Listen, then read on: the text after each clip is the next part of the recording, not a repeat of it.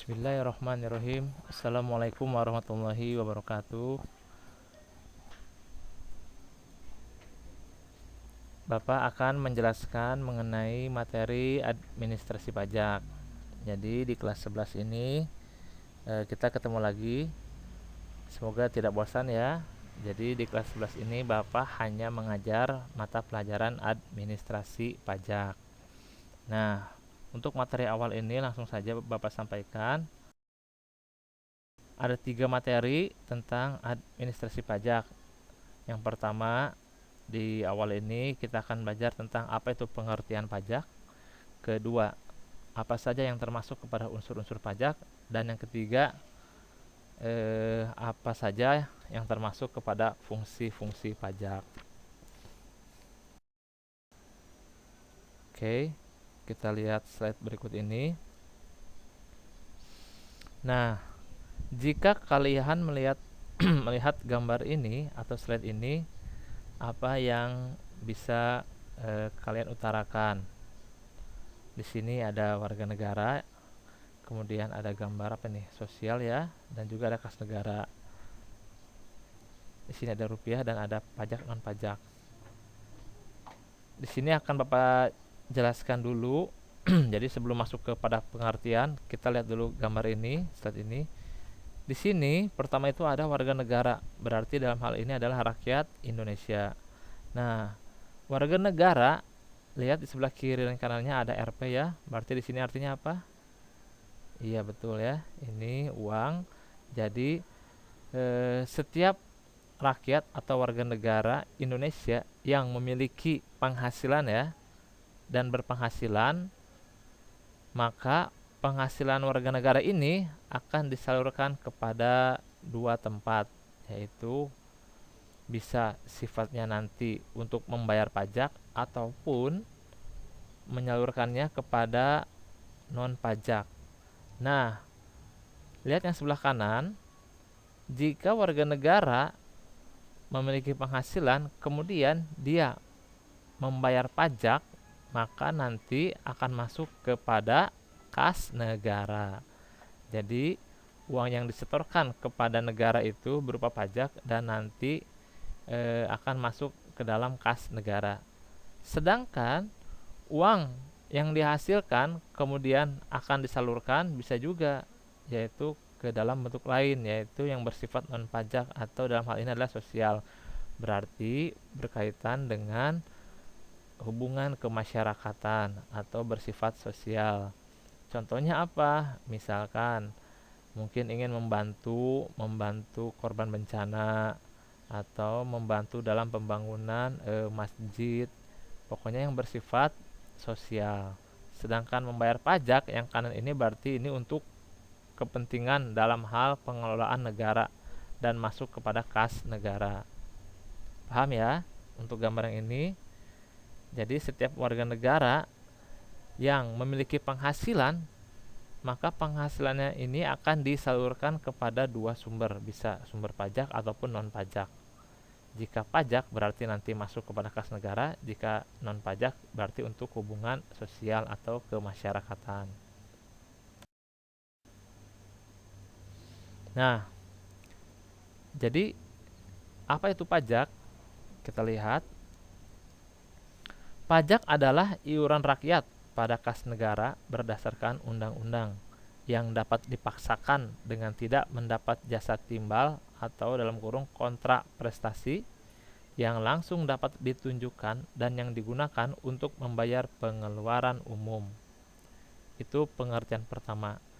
Kalau lihat dari pengertian pertama ini, jadi pajak ini itu sifatnya adalah wajib ya. Kenapa wajib? Karena di sini dapat dipaksakan. Jadi setiap orang yang memiliki penghasilan dia itu wajib membayar pajak berdasarkan undang-undang.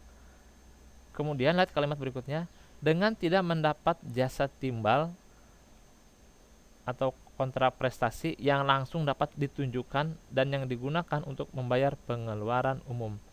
Jadi ketika seseorang membayar pajak kepada negara, maka hasil dari pajak itu tidak bisa kita rasakan secara langsung. Contohnya gini, Negara itu akan mengelola sumber dana dari pajak ini dalam hal pembangunan jalan, katakanlah dalam hal membangun jalan atau membangun tol.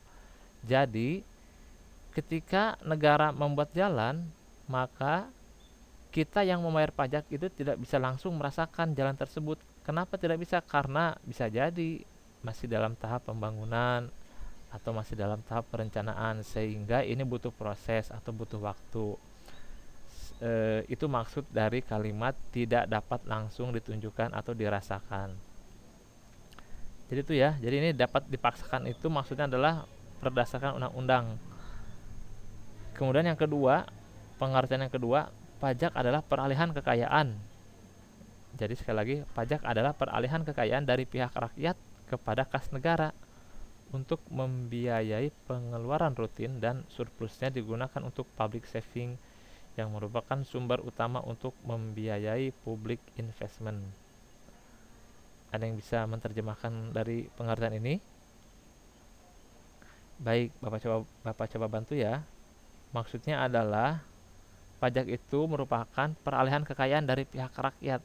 Jadi maksudnya sumber dana dari rakyat dan diberikan kepada negara.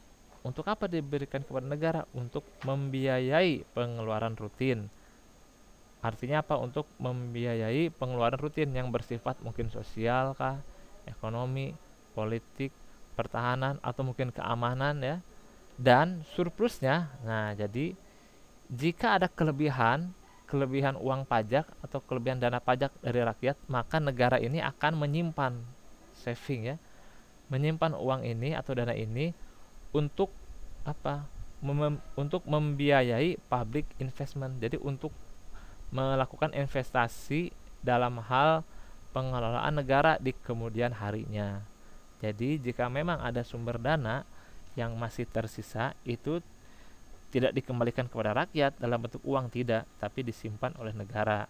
Dan disimpan ini untuk membiayai public investment, artinya untuk membiayai nanti kegiatan-kegiatan yang berkaitan dengan pengelolaan negara ke depannya. Ini pengertian pajak. Di sini Bapak hanya menyampaikan 2 pengertian pajak.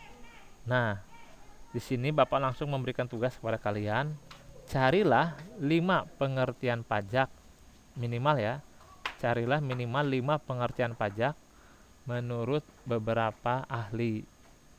Misalkan menurut ahli ekonomi, misalkan menurut siapa ya?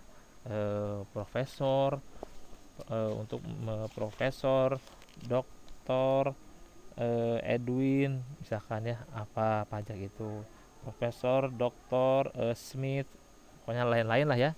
Jadi di sini kalian mencari 5 pengertian pajak menurut para ahli.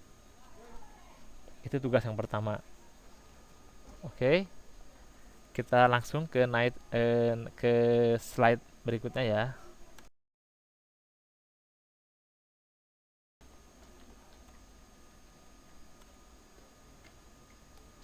Nah, di sini terdapat beberapa unsur-unsur pajak.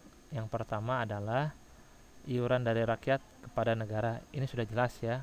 Jadi rakyat itu membayar sejumlah dana atau sejumlah uang kepada negara ya. Dalam hal ini berarti pajak ya, membayar pajak. Yang kedua, berdasarkan undang-undang. Jadi ketika memberikan dana pun harus berdasarkan undang-undang. Undang-undangnya ya nanti kita bisa simak nanti ya, di slide selanjutnya nanti mungkin minggu depan ya. Yang ketiga, tanpa jasa timbal yang secara langsung dapat ditunjuk. Jadi artinya tidak dirasakan secara langsung manfaat dari kita membayar pajak. Mungkin nanti bertahap ya, ada waktunya. Dan yang keempat, digunakan untuk membiayai rumah tangga negara. Jadi pajak ini digunakan untuk mengelola negara, dalam hal ini mungkin membuat jalan, membuat infrastruktur lainnya, sarana dan prasarana, mungkin di bidang kesehatan, membuat rumah sakit dan lainnya. Ini unsur-unsur dari pajak. Next. Nah, ini merupakan slide terakhir, yaitu fungsi pajak.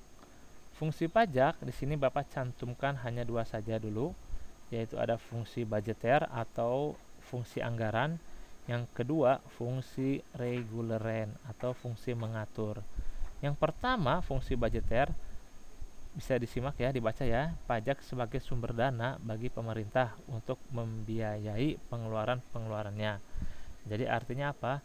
Ketika pemerintah ingin membangun negara, baik itu di berbagai macam bidang, entah itu di bidang aspek ekonomi, di bidang sosial, bidang budaya, bidang pertahanan dan keamanan dan lain-lain, itu pasti salah satu sumber dananya berasal dari pajak, sehingga disebut dengan fungsi anggaran ya.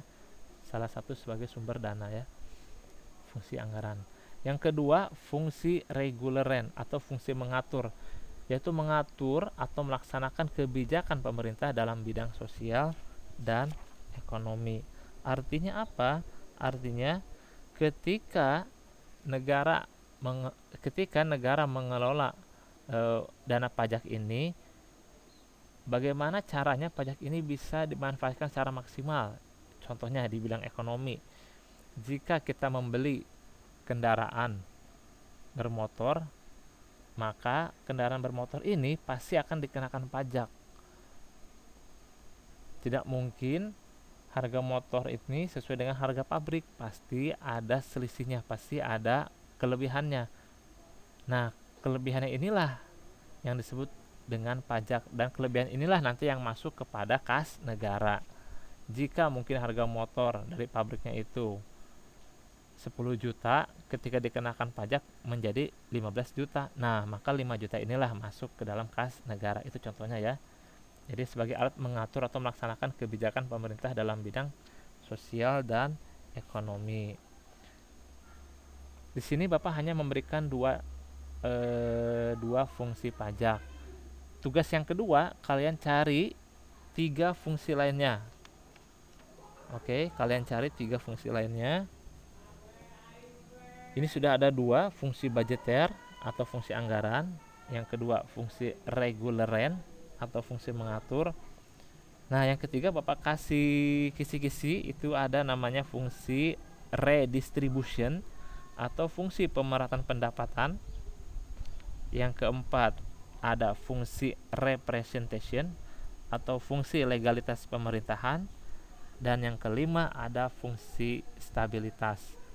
Tugas kalian mencari definisi atau pengertian dari ketiga fungsi tadi, baik itu redistribution, representation, ataupun fungsi stabilitas. Mungkin itu untuk awalan pertemuan kita kali ini. Bapak tunggu tugasnya di Google Classroom. Nanti akan Bapak share linknya.